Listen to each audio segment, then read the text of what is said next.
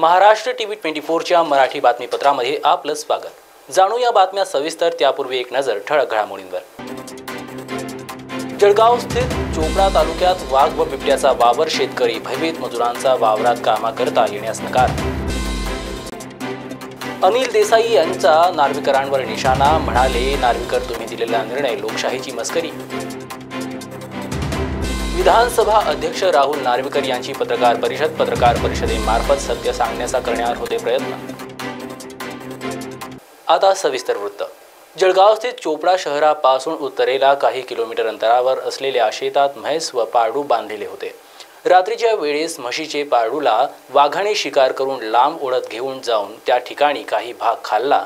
त्यानंतर सदर शेतकऱ्यांनी वन विभागाला कळवले। हे असता त्या ठिकाणी कॅमेरा लावण्यात आला होता।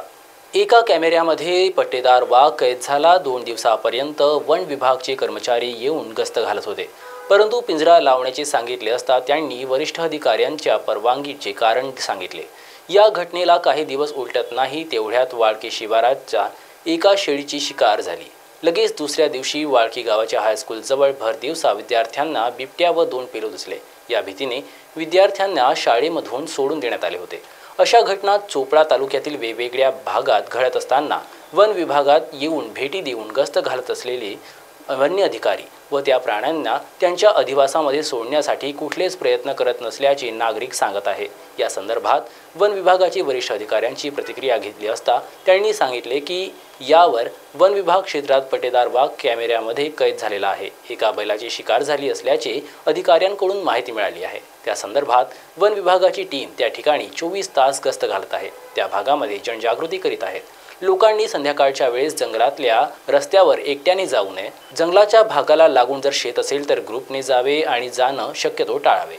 यासोबत मोठ्या आवाजात गाणे वगैरे लावल्यास बिबट्या आपला रास्ता बदलेल, हे नागरिकांनी भयभीत होता कामा नये।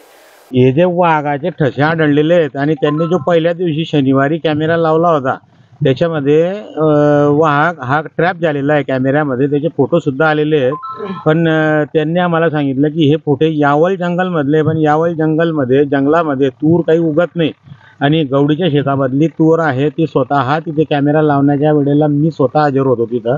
त्याच्यामध्ये हा वाघ ट्रॅप झालेला आहे आणि त्यांनी सांगितलं की आम्ही पिंजरा वगैरे लावून नागपूरहून काही परमिशन मागवू, पण त्याच्यानंतर ते काही आले नाही। कॅमेरे लावले होते परत 10-12 आणि आता याच्यासाठी इकडे मजूर वर्ग कोणी कामाला येत नाही जास्तीमुळे आणि रात्रीची लाईट असल्यामुळे पाणी देता येत नाही।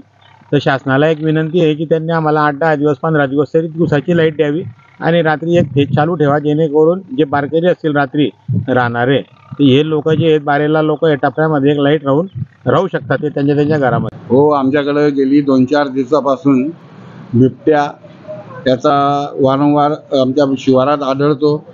गाई, एक बकरी याचा त्यानं फडशा पाडला आणि आज तर नागरी वस्तीतल्या शाळेजवळच्या शेतात विद्यार्थ्यांना तो दिसला। विद्यार्थी भयभीत होऊन तिथून धावत पळत सुटले। गावकऱ्यांनी तिथं जाऊन त्या मुलांना सुखरूप गावात आणलं, म्हणजे त्यांच्या बोर्डिंगला आणलं। अशा या पद्धतीचा हा बिबट्याचा अतिशय धुमाकूळ आमच्या परिसरात आमच्या गावात मोठ्या प्रमाणात होतोय। तरी वन विभागाने तात्काळ दखल घ्यावी, त्याला जेरीस आणावे आणि त्याला बंदिस्त करून त्याच्या अधिवासात परत त्यांना सोडावं त्या बिबट्याला, अशी आम्ही वन विभागाकडं मागणी करतोय। आणि दुसरा एक विषय असा आहे की आमच्याकडं चिंचाळे मामलदे शिवारात वाघाचाही वावर होता। तरी विद्युत MSEBला विद्युत महामंडळाला वितरणाला आम्ही आवाहन करतो की जे रात्रीची जी लाईट आहे, जी लोड शेडिंग आहे, रात्रीच्या वेळेला जी आम्हाला वीज मिळते ती त्वरित बदलून दिवसा करावी। कारण रात्रीच्या वेळेला कोणीही पाणी देण्यास, पाण्याच्या पाळ्या ज्या असतात त्या देण्याला कोणताही शेतकरी धजावत नाही आहे। त्यामुळे पिकं करपतायत, सुकतायत। गेली 15 दिवसापासून चिंचाळे मामलदे शिवारात भीतीचं वातावरण झालेलं असल्या कारणाने तरी महावितरणने याची दखल घ्यावी, अशी मी आपल्या माध्यमातून कळकळीची विनंती करतो। यावल वन विभागात मागील आठवड्यात वाघाचे कॅमेरा ट्रॅपमध्ये फोटोज काही झालेले आहेत। वन विभागाची संपूर्ण टीम 24 तास त्या क्षेत्रामध्ये गस्त करत असून वाघाच्या हालचालीवर आम्ही लक्ष ठेवून आहोत। मागील ज्या आठवड्यामध्ये एका बैलाची शिकार झाली त्याच्यानंतर कोणतेही नुकसान किंवा जीवितहानी झाले नसल्याचे आतापर्यंतचे क्षेत्रीय कर्मचाऱ्यांकडून रिपोर्टिंग आहे. भविष्यात मानव वन्यजीव संघर्ष उद्भवणार नाही त्यासाठी आम्ही काही संस्थांची मदत घेऊन त्या क्षेत्रामध्ये अवेअरनेस प्रोग्राम्स वगैरे चालवत आहोत. स्थानिक लोकांकडून काही तक्रारी प्राप्त झाल्या आहेत आणि काही माहिती मिळाली आहे की त्या क्षेत्रामध्ये बिबट्याचा वावर आहे. तरी त्यासाठी आम्ही त्या क्षेत्रामध्ये गस्त वाढवलेली असून मी लोकांना विनंती करतो की त्यांनी संध्याकाळच्या टायमाला जंगलाच्या शेजारील रस्त्यावरती एकट्याने जाऊ नये. तसेच जंगलाला लागून जर आपलं शेत असेल तर त्या शेतामध्ये जाताना ग्रुपने जावे. आणि जर जाणं तुम्हाला टाळता येत नसेल तर तुम्ही शक्यतो तुमच्या मोबाईलचा वापर करावा. मोबाईलवरती तुम्ही गाणे वगैरे जर वाजवलं तर जर बिबट्या त्या क्षेत्रात असेल तर तो आपला रस्ता बदलेल. कोणत्याही कारणामुळे भयभीत होता कामा नये. वनविभागाची संपूर्ण टीम त्या पाठीमागे आहे आणि जर काही लोकांना माहिती द्यायची असल्यास जर कुणाला बिबट्या किंवा पट्टेरी वाघाचं जर लोकेशन आपल्याला माहिती असेल तर त्यांनी त्वरित आपल्या वनविभागाला कळवावे. 1926 या टोल फ्री नंबरवर कॉल करून आपण जर ती माहिती दिली तर निश्चितच क्षेत्रीय कर्मचाऱ्यांना आम्ही वेळीच त्या लोकेशनला पाठवून आपल्याला आवश्यक ते सहकार्य करू शकतो. येवला शहरात 3 दिवसीय पतंगोत्सवाची मोठ्या आनंदाने फटाक्याच्या आतिषबाजीत सांगता करण्यात आली. मकर संक्रांत हा सणाला पतंग उडवण्याकरता लहान मुलांपासून मोठ्या माणसांपर्यंत सामील होतात. हा 3 दिवस चालणारा पतंगोत्सव ही सांगता करदिनी सायंकाळी फटाक्याच्या आतिषबाजीने नाचत गाजत शहरवासियांनी या पतंगोत्सवात केली.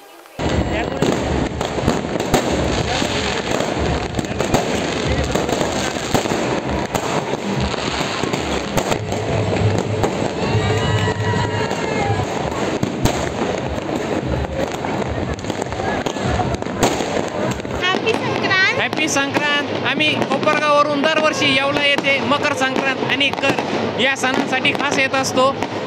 कर म्हणजे येवल्यामधील एक अतिशय जोरात साजरा होणारा सण आहे. येवल्यामध्ये एक प्रकारे वर्षातून 2दा दिवाळी होती. एक म्हणजे गुढीपाडवा लक्ष्मीपूजनच्या दिवशी आणि दुसऱ्यांदा म्हणजे कर आणि संक्रांतीच्या दिवशी. आम्हाला दरवर्षी इथे येऊन फार आनंद होतो. Thank you so much. Shiv Sena Uddhav गटातर्फे आयोजित करण्यात आलेल्या सभेवर नार्वेकरांनी टोला लगावला होता, ज्यावर आता उद्धव गट नेते अनिल देसाई यांचं प्रत्युत्तर आलं आहे. मोठ्या सभेला गलितलं भाषण म्हणत असाल तर दिलेला निर्णय ही मस्करी होती काय, असा खणखणीत सवाल देसाई यांनी उपस्थित केला आहे. ते ठरवण्याचं त्याची सुद्धा चौकट होती, पण त्या गोष्टीला त्यांनी आणि याला जर तुम्ही दसऱ्याचं भाषण म्हणत असाल किंवा गल्लीबोळातलं असं काहीतरी ते म्हणतायत तर मग तुम्ही दिलेला निर्णय मस्करी होती का लोकशाहीची? हा सुद्धा लोकशाहीच्या चौकटीतनं जनता विचारते आहे. तुम्हाला जे काही सोशल मीडियामधनं ज्या काही गोष्टी आलेल्या आहेत, लोक व्यक्त झालेली आहेत, संताप चारी बाजूने तुम्ही जिथे जिथं जाल तिथे होतोय, ती सुद्धा मस्करी आहे का? त्याचबरोबर संविधानिक पदावर मी आहे अशा पद्धतीनं माझ्या या पदाचा संविधानाच्या पदावर कोणीही आक्षेप घेत नाही आहे. संविधानाच्या पदांना ती लोकशाहीमध्ये जी संविधानात्मक पदं आहेत त्याचा योग्य मान प्रत्येकजण राखतोय. उद्धवजींनी सुद्धा राज्यपालांचं पद असू द्या किंवा तुम्ही महाराष्ट्र राज्य विधिमंडळाचे स्पीकर म्हणून असू द्या, तुमचा मान आहे. पण तुम्ही व्यक्ती म्हणून तुम्ही जे दिलेलं आहे त्या निर्णयामध्ये तुम्ही सरासर एकदम धडधडीत चूक केलेली आहे. ती चूक केलेली लोकांसमोर मांडणं, आपण व्यक्त होणं, हे सुद्धा लोकशाहीमध्ये दिलेलं स्वातंत्र्य आहे. त्यांनी म्हटलेलं आहे. आता ह्या गोष्टी त्यांना का सांगाव्या लागतात? या गोष्टी माननीय स्पीकर साहेबांना का सांगाव्या लागत आहेत? तुम्ही 1999 तुम्ही स्वतः 2013मध्ये ते आहेत ते पाहिलं. म्हणजे एका बाजूला 99ची घटना वगैरे तुम्ही बोलताय, 2013ला इथे घटना पक्षप्रमुखांचं पद निर्माण होत आहे, अधिकार त्यांचे होत आहेत, संपूर्ण घटना एक यावेळेला या सगळ्या प्रक्रियेचे ते भाग होते. आणि त्यामुळे या गोष्टी तुम्ही आता माध्यमांनी विचारावं. तुम्ही सगळं पाहिलं. आता कुठे कुठची गोष्ट काहीही लपून किंवा हे करण्यासारखी नव्हती. सगळं तुमच्या समोर आहे. तुमची मनं आणि तुमचे स्वतःचे चेहरे सांगताय. बातमीपत्रामध्ये वेळ झाली आहे एक छोट्याशा ब्रेकची. मोती ज्ञान को बढ़ाने वाला व धन प्रदान करने वाला रत्न है. व्यक्ति के व्यवहार को शांत करता है और निर्बलता को दूर कर चेहरे पर कांति लाता है. ये और ऐसे अन्य शुद्ध एवं सर्टिफाइड रत्नों के लिए आइए सिर्फ लोंधी ज्वेलर्स. 25 साल का शुद्धता का भरोसा. लोंधी ज्वेलर्स, सीताबड़ी और गोकुलपेट बाजार रोड, नागपुर. इस खबर के प्रायोजक है शिवशंकर आयुर्वेदिक क्लिनिक. अनुभवी डॉक्टर्स से सज्ज, सभी प्रकार के आयुर्वेदिक दवाइयाँ मिलने का एकमात्र स्थान। इनका पता Shivshankar Ayurvedic clinic, doctor Mangala Ketkar hospital के सामने, महाजन मार्केट के पास, temple Bazaar road, Sitabardi, Nagpur. Courier व पार्सल सेवा की दुनिया का उत्तर नागपुर का एक प्रसिद्ध नाम, fast track courier and cargo service, देश विदेश में पार्सल भेजने का एकमात्र स्थान। अब आप इनसे भारत के किसी भी शहर में पार्सल व कुरियर भेज या मंगवा सकते हैं, वो भी घर बैठे और वाजिब दामों पर। नागपुर में कहीं से भी पिकअप करवा कर मिलेगा। हमारी सेवाएं घर सामान, लगेज, इलेक्ट्रॉनिक सामान, medicine, mobile, courier service, parcel service, by road, by air, by train, packing सुविधा भी उपलब्ध। हमारे यहाँ हर प्रकार की ट्रांसपोर्टिंग, लगेज सामान, कुरियर, पार्सल भेजे जाते हैं। फ्रेंचाइजी देना शुरू है तो आज संपर्क करें। अशरत अंसारी 7304378350। हमारा पता fast track courier and cargo service, PT Nadi Chowk, Kamptee road, Nagpur. Integrity super specialist hospital and research institute of Nagpur अब नागपुर में अत्याधुनिक सुविधाओं के साथ ICU, modular operation theatre, maternity surgery and laparoscopy surgery, orthopaedic and joint replacement, dialysis unit, pathology and pharmacy. Our address Vinoba Nagar, Kharbi ring road, Nagpur. Our contact 8668792352, 9801980100।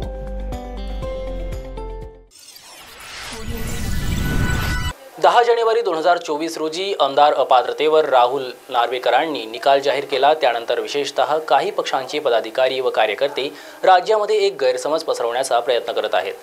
मी खरं तर या पत्रकार परिषदेमार्फत सत्य परिस्थिती काय आहे ती आपल्या समोर मांडण्याचा प्रयत्न करतोय, असं वक्तव्य नार्वेकर यांनी केलं।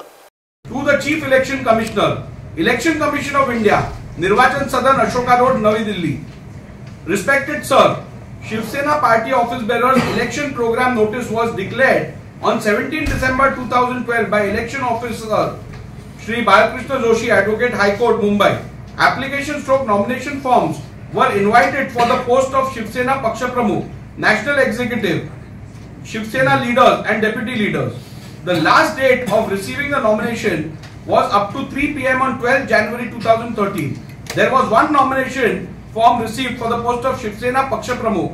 9 forms were received for the post of Shiv Sena leaders and total 21 forms were received for the post of deputy leaders. All these forms were scrutinized on the 15 Jan 2013 as stipulated in election notice and were found to be in order and declared valid by the election officer. Election to the above post were held on 23rd January 2013 at Shiv Sena Bhavan, Dadar, Mumbai, as per the program declared with a election notice. All the candidates were declared elected unopposed as the number of forms that were received equaled the number of posts. The election results were declared by the election officer in the presence of the representative member. Elections were held in free and fair atmosphere as per the democratic principles and guidelines set up by Election Commission of India. We submit herewith the election results declared by the election officer. After the election procedure was completed, Shiv Sena Paksha Pramukh Shri Uddhavji Thackeray co-opted 6 deputy leaders and his absolute discretionary powers conferred upon him as per the Shiv Sena Constitution Article 9A. The list of 6 co-opted deputy leaders is also attached herewith for your record. Also, please find copies attached of the election procedure and results declared by election officer Shri Balakrishna Joshi, Advocate, High Court, Mumbai. भारताच्या संविधानाचं interpretation असेल एक मुद्दा साहेब तुम्हाला म्हणजे unconstitutional भाष्य करणं, अनपार्लिमेंटरी बोलणं आणि धमक्या देणं हे संविधानातल्या त्यांच्या दृष्टीने तरतुदी असतील। शहरात घडलेल्या दंगलींच्या पार्श्वभूमीवर नागरिकांनी कोणत्याही अफवांवर विश्वास न ठेवता पोलीस प्रशासनास सहकार्य करावे असे आवाहन शांतता समितीच्या बैठकीत करण्यात आलं। काल 16 जानेवारी रोजी सायंकाळी शांतता समितीची बैठक पोलीस ठाण्यात झाली, त्यात हे आवाहन करण्यात आलं। उपविभागीय अधिकारी प्रमोद भांबरे, उपविभागीय पोलीस अधिकारी सचिन हिरे, नगर परिषद मुख्याधिकारी तुषार नेरकर, पोलीस निरीक्षक अंसाराम आगरकर, भाजप जिल्हा सरचिटणीस अरुण धोबी, माजी नगरसेवक हेमंत पाटील, गोरक्ष सागर पाटील, सामाजिक कार्यकर्ते राजेश सोनवाने व इतर सर्व सभासदांनी इथे आपली प्रतिक्रिया व्यक्त केली. 14/1/2024 रोजी जी कुंभार टेकला मदिना मोहल्ल्यामध्ये छोट्याशा कारणावरून 2 गटात जो मतभेद झाला आणि एकमेकावर दगडफेकीची घटना झाली आहे. दोन्ही गटांचे जे आरोपी आहेत शोधून त्यांना जास्तीत जास्त आरोपींना अटक करण्यात आलेली आहे आणि त्या अनुषंगाने आज दोन्ही समाजातील मान्यवर आणि नेते यांना बोलून शांतता कमिटीचं आयोजन केलं होतं. दोन्ही समाजाने एकत्र येऊन परत अशा घटनाची पुनरावृत्ती होऊ नये यासाठी खरंच चांगल्या पद्धतीनं त्यांनी इथे सगळ्यांसमोर बोलले आहेत.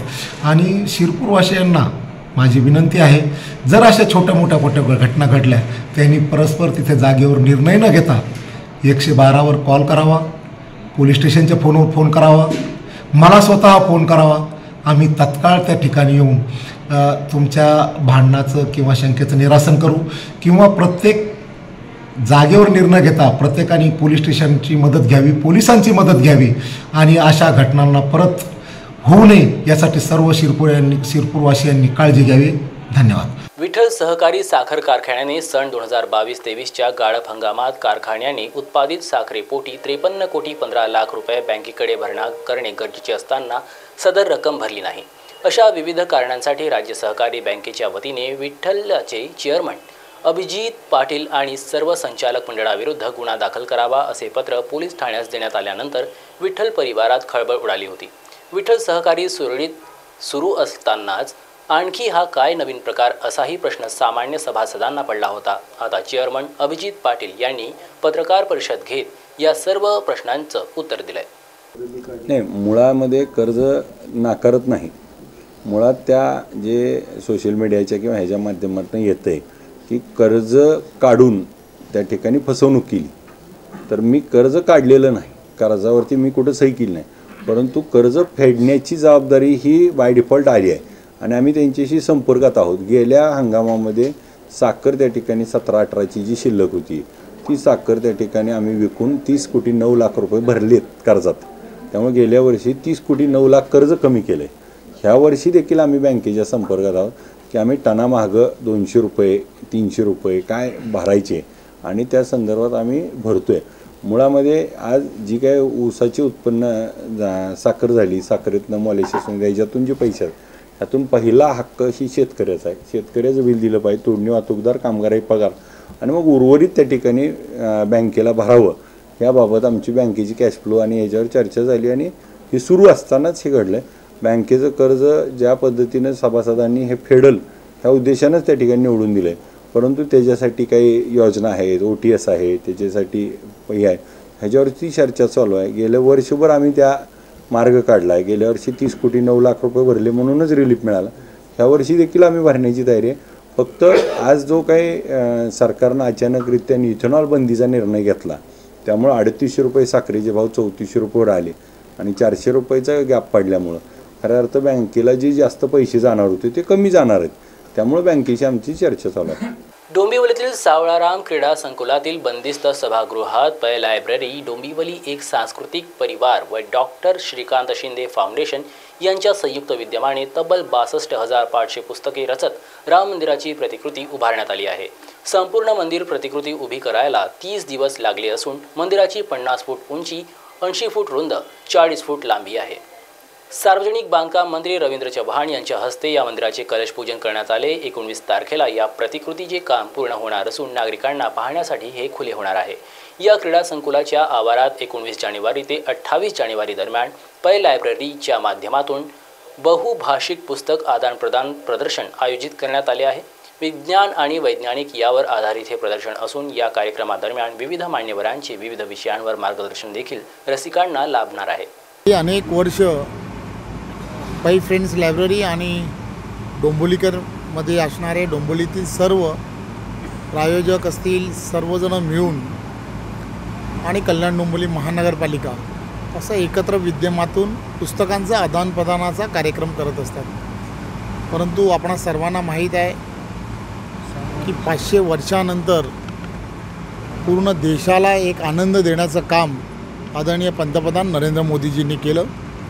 22 जानेवारीला भव्य असं श्रीरामाचं मंदिर हे अयोध्यामध्ये निर्माण होत आहे आणि त्याचा पूर्ण त्या मंदिरामध्ये रामलल्ला या स्वतः त्यामध्ये विराजमान होणार आहेत आणि याचा आनंद संपूर्ण देशामध्ये आहे आणि विशेष करून डोंबिवलीसारख्या शहरामध्ये तर आहेच. त्यामुळे प्रतिवर्षाप्रमाणे पुस्तकांच्या आदानप्रदानाच्या कार्यक्रमामध्ये विविध अशा उपक्रमांच्या माध्यमातून नवनवीन देण्याचं काम दरवेळी डोंबिवलीने दिलेलं आहे आणि त्याचाच एक भाग म्हणून पै फ्रेंड्स लायब्ररी आणि सर्व प्रायोजकांच्या माध्यमातून कल्याण डोंबिवली महानगरपालिकेच्या माध्यमातून भव्य असं श्रीरामाच्या मंदिराची प्रतिकृती पुस्तकांच्या माध्यमातून उभारण्याचं काम हे करण्यात आलेलं आहे. 62,000पेक्षा जास्त पुस्तकं यामध्ये आपण पाहिलं असेल यामध्ये लागली आहेत. त्याचा कलश जो आहे तो कलश सर्व डोंबिवलीकरांच्या उपस्थितीमध्ये आज त्याचा कलशाचं ध्वजारोहण ज्याला म्हणतात ते आज झालेलं आहे. 19 तारखेला प्रत्यक्षपणे या पूर्ण पुस्तक आदानप्रदानाच्या कार्यक्रमाला सुरुवात होणार आहे. पुस्तकाचा आदानप्रदानाचा विषय हा पूर्ण देशामध्ये डोंबिवलीमध्ये पहिल्यांदा सुरू झाला. त्याचं कारणच असं आहे की प्रत्येक वाचणाऱ्या प्रत्येकाला नवनवीन काही ना काहीतरी मिळालं पाहिजे, वाचनासाठी काही उपलब्ध झालं पाहिजे आणि या सर्व गोष्टींमध्ये इथे आल्यानंतर आपल्याला लक्षात येते लाखो पुस्तकं ही या ठिकाणी असतात. आपण आपल्याकडचं एक पुस्तक घेऊन यायचं आहे. पुस्तकांची किंमत यामध्ये कितीही असू शकते, परंतु आपण आपलं एक पुस्तक दिल्यानंतर आपल्याला त्या पुस्तकाच्या बदल्यामध्ये दुसरं एखादं पुस्तक आपल्याला घेऊन जाता येतं. हे असा एक वेगळा असा हा उपक्रम गेली अनेक वर्ष डोंबिवली शहरामध्ये होतो आहे. या सगळ्यामुळे वाचन संस्कृती जी आहे तिला खऱ्या अर्थाने प्रोत्साहन देण्याचं काम हे या शहरामध्ये केलं जात आहे. विद्यार्थी म्हणजे शालेय विद्यार्थी असतील किंवा इतर अनेक जण की ज्यांना वाचनाची आवड आहे असे प्रत्येकजण या कार्यक्रमाला येत असतात. हजारोच्या संख्येने यामध्ये वाचक येत असतात आणि एक नाशिकच्या त्र्यंबक रोडवरील महाराष्ट्र पोलीस अकादमीत 123व्या प्रशिक्षणार्थी पोलीस उपनिरीक्षक पदाच्या तुकडीचा दीक्षांत समारोह पार पडलाय. या तुकडीत 246 पुरुष आणि 5 महिला असे 251 प्रशिक्षणार्थी पोलीस दलात सहभागी झाले होते. राज्याचे सेवानिवृत्त अपर पोलीस महासंचालक संजय कुमार यांच्या प्रमुख उपस्थितीत हा सोहळा संपन्न झाला. या सोहळ्यात प्रशिक्षणार्थी पोलीस उपनिरीक्षकांनी संचालन केले. त्याचप्रमाणे मान्यवरांच्या हस्ते बेस्ट कॅडेट्सला देखील गौरवण्यात आले.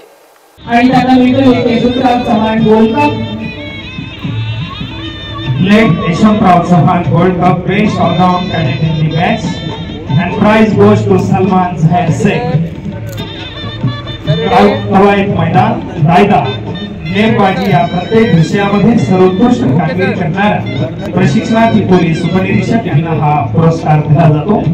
माननीय प्रमुख अतिथी यांच्या शुभ हस्ते सलमान जाहीर शेख पारितोषिक स्वीकारत आहेत.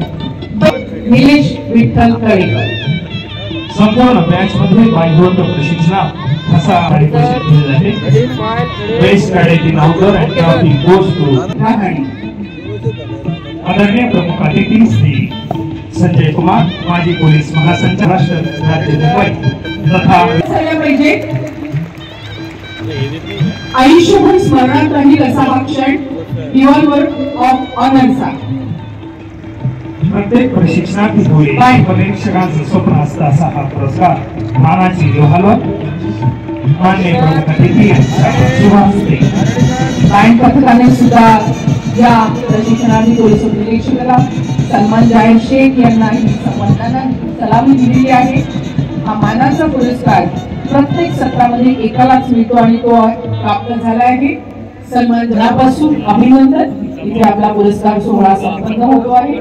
मान्यवरांचे सर्वप्रथम माझे आईवडिलांचा मी आभार मानतो आणि त्यांनी मला इथपर्यंत शिक्षण दिले आणि इथपर्यंत येण्याची जी संधी भेटली तर त्यांच्याचमुळे झाली आणि त्यांचं मी कोटी कोटी आभार आहे.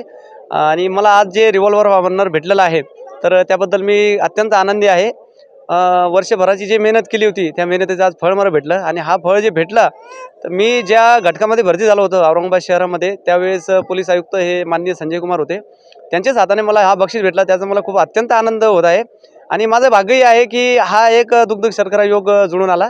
त्याबद्दल त्यांचे खूप खूप आभार. प्रवास म्हणजे माझं शालेय जीवन हा गावाकडील शाळेमध्येच झाला, जिल्हा परिषद शाळेमध्ये, एक सर्वसामान्य शाळेमध्ये झाला. आणि कॉलेज हे गावामध्ये झालं. शिक्षणाची आवड होती त्यामुळं मी D.Ed केलं, परंतु D.Ed केल्यानंतर ते शिक्षक भरती बंद झाली. त्यानंतर मी पोलीस भरती प्रॅक्टिस केलो आणि पहिल्याच प्रयत्नामध्ये मी पोलीस दलामध्ये सामील झालो. परंतु माझ्या मनामध्ये एक इच्छा होती की अधिकारी बनावं आणि अधिकारी बनवून खांद्यावर स्टार लावावे, ही माझी इच्छा होती. त्यासाठी मी सतत अभ्यास करायचो. त्यावेळेस माझं लग्न वगैरे झालं आणि माझी मुलगी जेव्हा झाली त्याच वेळेस माझ्या एक्झामची ॲड आली. त्यामुळे माझी खूप लकी, म्हणजे माझी मुलगी हा खूप लकी आहे माझ्यासाठी. आणि त्यामुळे मग मी अभ्यास सुरू केला, अहोरात्र अभ्यास केला आणि पहिल्याच प्रयत्नामध्ये हा पोलीस उपनिरीक्षकापदी मी नियुक्त झालो. थोडंसं मनामध्ये वाटलं होतं की आपण एवढं म्हणजे D.Edचं 2 वर्ष शिक्षण घेतलं, परंतु त्याचं काही हे झालं नाही. परंतु मी त्याला पण एक पॉझिटिव्हली घेतो, कारण की ते शिक्षण मला या ठिकाणी कामी आलं. जेव्हा मी पोलीस भरतीला गेलो तेव्हा मला ते प्रश्न खूप काही अवघड गेले नाही, कारण की D.Edमध्ये चांगला अभ्यास झालेला होता. त्यामुळे मी पहिल्याच प्रयत्नामध्ये सक्सेस झालो होतो. महाराष्ट्र TV 24च्या मराठी बातमीपत्रामध्ये सध्या इतकंच. बातम्यांचा वेग असाच सुरळीत राहील. आपण बघत रहा महाराष्ट्र TV 24.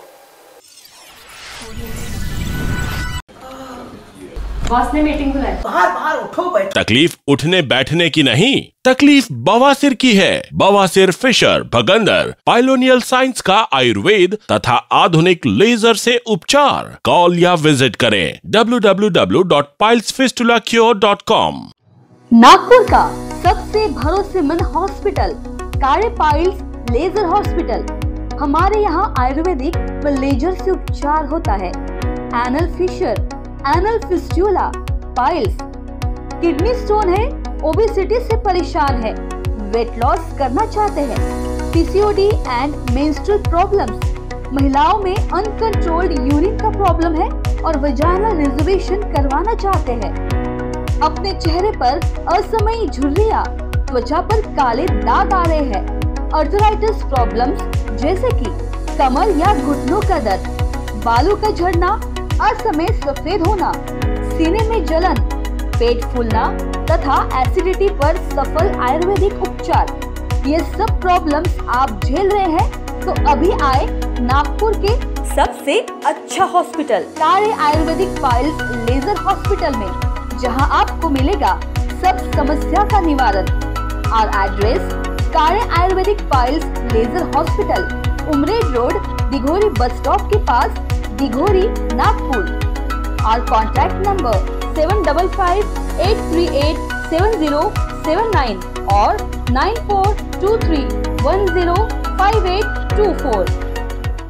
आपकी जिंदगी की ऊंची उड़ान अब उड़ान लैंड डेवलपर्स एंड बिल्डर्स के साथ, क्योंकि उड़ान लैंड डेवलपर्स एंड बिल्डर्स आपके लिए लेके आए हैं मौजा साली गोदनी में NATP लेआउट. गढ़चिरौली और गोंदिया समृद्धि हाईवे से महज 500 मीटर की दूरी पर, Wanjari medical engineering college layout से 500 मीटर की दूरी पर, साथ ही नागपुर हुड़केश्वर से चंद्रपुर ताड़ोवा हाईवे रोड पर. Project by Anand homes. Udaan land developers and builders, सही राह उड़ान की. तो आज ही आइए और अपने सपनों के प्लॉट कम से कम दाम में पाए, वो भी बैंक लोन के साथ. हमारा पता प्लॉट नंबर 16 शिवांगी नगर हुड़केश्वर रोड नागपुर. संपर्क करें 9860298056 और 8055396190. आँखों की संपूर्ण देखभाल के लिए मध्य भारत का जाना माना नाम माधव नेत्रालय. यहाँ आँखों की पूरी तरीके की जांच के साथ सभी प्रकार के ऑपरेशन किए जाते हैं. मोतिया बिंदु, काज बिंदु, रेटिना, साथ ही कॉर्निया के उपचार भी होते हैं. तिरछेपन और युवाओं में चश्मा हटाने का ऑपरेशन भी आधुनिक लेजर तरीके से होता है. आँखों की सभी समस्याओं व अधिक जानकारी के लिए संपर्क करें माधव नेत्रालय, साई मंदिर के पास, Gajanan Nagar T point, Ajni, Nagpur. Dial करें 6785200 या Madhav Netralaya premium centre, Vasudev Nagar metro station के पास, Hingna T point, Nagpur. Dial करें 35023000.